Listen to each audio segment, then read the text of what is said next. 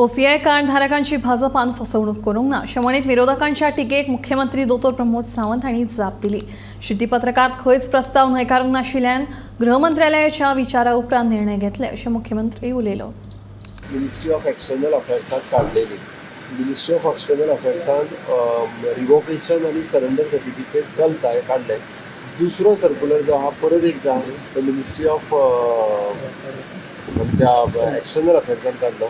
It is under consideration of the home ministry. तांच्यांनी ना म्हणून ना एक आमी लक्षात घेवपाक जाय, त्या खातीर खंयसर हांगा फटयले बिटयले हेजो प्रकार ना। होम मिनिस्ट्रीचो प्रोसेस सुरवात आसा। होम मिनिस्ट्री तेजेर फायनल डिसिजन घेतली। इट इज अंडर कन्सिडरेशन म्हणटा ते होम मिनिस्ट्री कडेन आमी डायरेक्टली कम्युनिकेट करीत आसा।